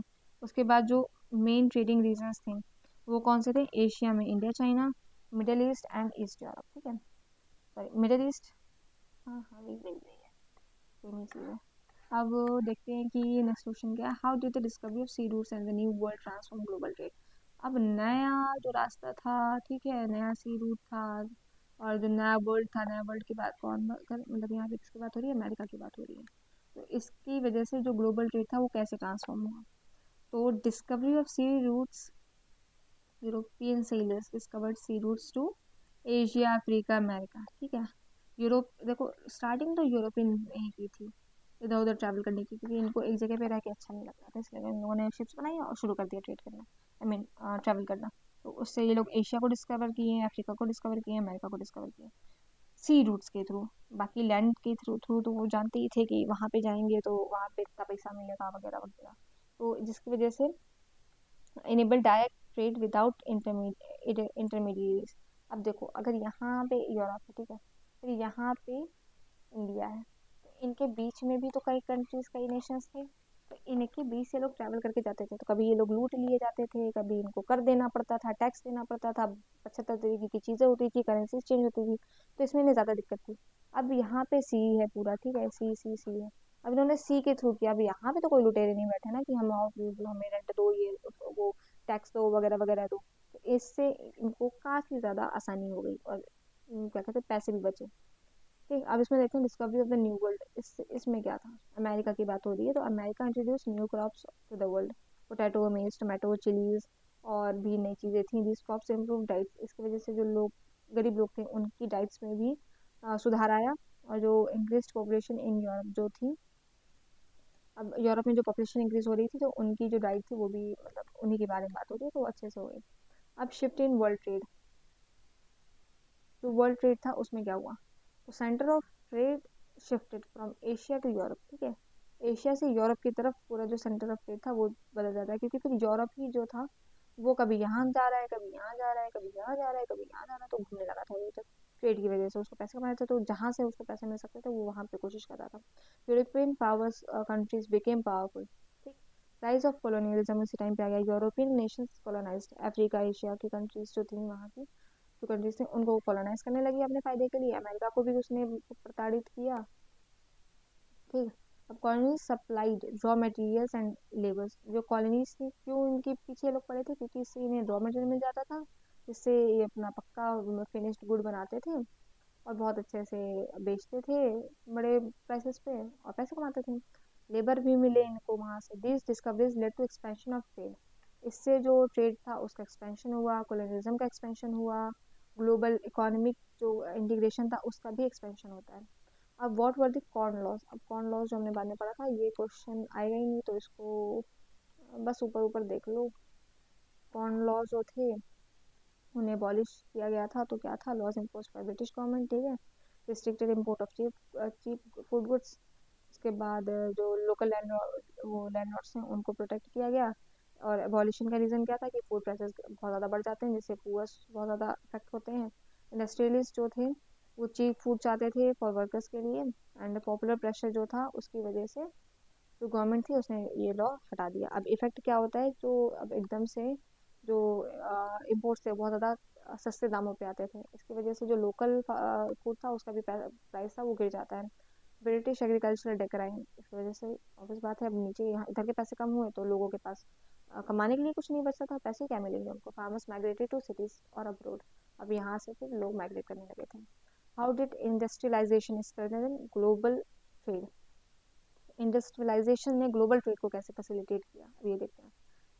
पॉपुलेशन बढ़ रही थी और इसकी वजह से क्या रिक्वायरमेंट थी, रॉ मटेरियल्स जो थे फॉर कॉलोनीज, फ्रॉम कॉलोनीज वो ज़्यादा आने लगा। New market for finish goods, ठीक है, अब नए नए मार्केट्स बनने लगे फिनिश गुड्स के। Led to expansion of railway, growth of ports, अब इन्हें ज़्यादा ट्रेड करना है, पॉपुलेशन बढ़ रही है, उनकी नीड्स को फुलफिल करने के लिए ट्रेड ज़्यादा चाहिए। अब ट्रेड तो ज़्यादा करेंगे, बट ट्रेड ज़्यादा करने के लिए ऐसा तो है नहीं कि एकदम से भगवान जी आके इनको नई नई चीज़ें नए नए वाहन दे देंगे कि भाई करो करो करो जितना करना है, कोई दिक्कत नहीं है, ऐसा तो है नहीं। तो इसी वजह से जो रेलवेज थी उनका एक्सपेंशन होता है, उनको बहुत बढ़ाया जाता है, पोर्ट्स को भी बढ़ाया जाता है। ठीक है, फिर Europe became manufacturing hub, Europe manufacturing hub बन जाता है। रॉ मटेरियल जो कॉलोनियल जो उसके नेशंस थे वहाँ से लाता था, फिर फिनिश उसको फिनिश्ड गुड में कन्वर्ट करता था, फिर फिनिश्ड गुड्स के जो पैसे थे वो इनसे 2-3 गुना ज़्यादा करके जो इनके जो मार्केट्स होते थे वहाँ पे बेचते थे।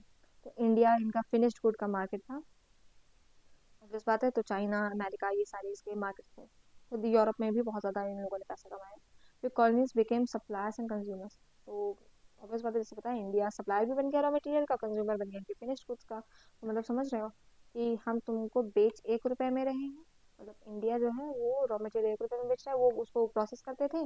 प्रोसेस करने में मान लो उनको 3 रुपए 2 रुपए एक्स्ट्रा लगे, 3 रुपए में उनका वो क्या कहते हैं फिनिश्ड गुड तैयार हो गया, और यहाँ पे आके वो 10 रुपए में बेचने लगे। तो प्रॉफिट ही प्रॉफिट उनका। हम 1 रुपए में कर रहे हैं, तुम 10 रुपए में कर रहे हो, तो 9 रुपए बच्चा लाए कहाँ से? तो these were the problems of that time. अब हमें देखना है role of technology in making of global world. अभी यही तो बात की है, फिर भी इसमें ज़्यादा डिटेल तरीके से दिया। तो स्टीमशिप्स थी, उन्होंने ट्रैवल टाइम कम कर दिया। रेलवेज थी, उन्होंने मार्केट्स को लिंक कर दिया। टेलीग्राफ्स थे, उन्होंने कम्युनिकेशन को फैसिलिटेट कर दिया। रेफ्रिजरेटेड फिश शिप्स जो थी, उससे जो पेरिशेबल गुड्स था लाइक मीट, उसको आराम से वो लोग इधर से उधर ट्रेड कर सकते थे, जिसकी वजह से फूड प्राइसेस थे वो भी कम हो गए यूरोप में।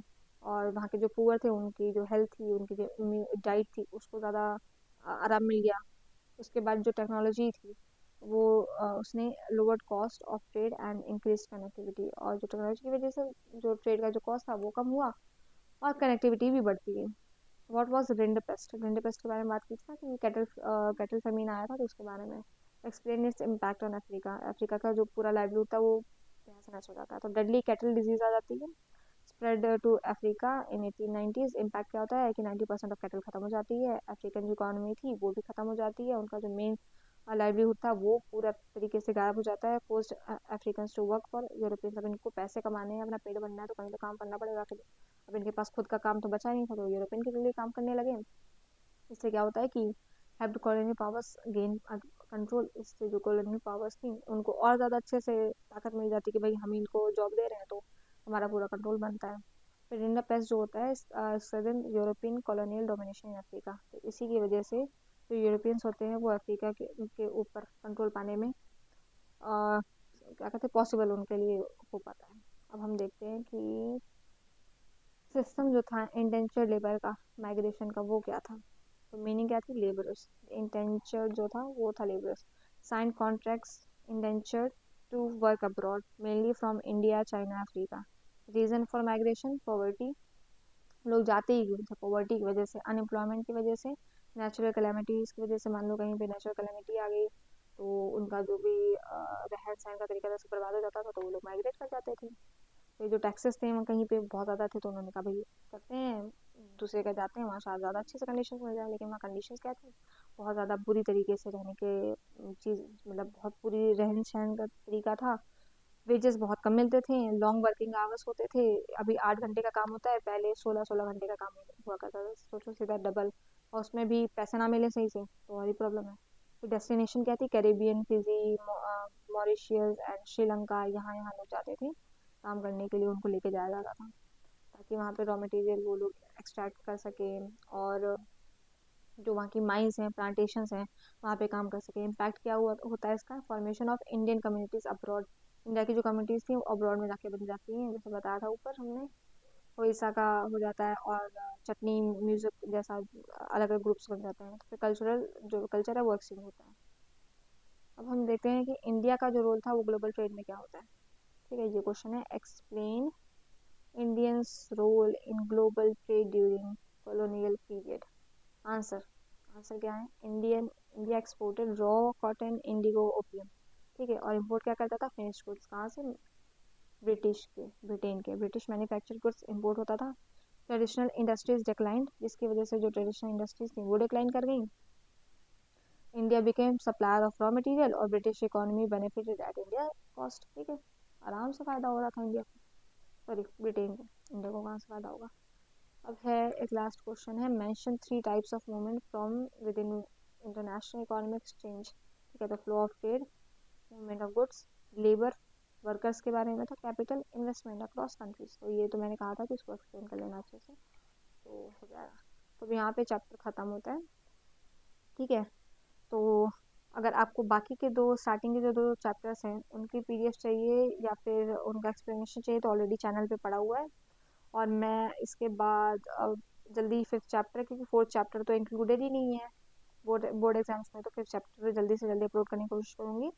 एंड अगर आपको वीडियो पसंद आई हो तो प्लीज़ बता देना और लाइक कर देना। इसके अलावा कमेंट्स में ज़रूर बताना कि कोई क्वेश्चन रह गया हो या कोई क्लैरिटी चाहिए हो, तो ज़रूर कमेंट्स में लिख के पूछ लेना, तो मैं ज़रूर आंसर कर दूँगी, ठीक है? मैं चेक करती रहती हूँ। So thank you and take care, और अच्छे से पढ़ाई करना, बोर्ड्स आने वाले हैं, बहुत अच्छे से तैयारी करो। और सोचूँ मतलब जल्दी से जल्दी मैं कोशिश करूँगी वन शॉट ला दूँ 15-20 मिनट का, ताकि आप जल्दी जल्दी उसको कोई भी चैप्टर उसको कवर कर लो। Okay, so thank you and take care.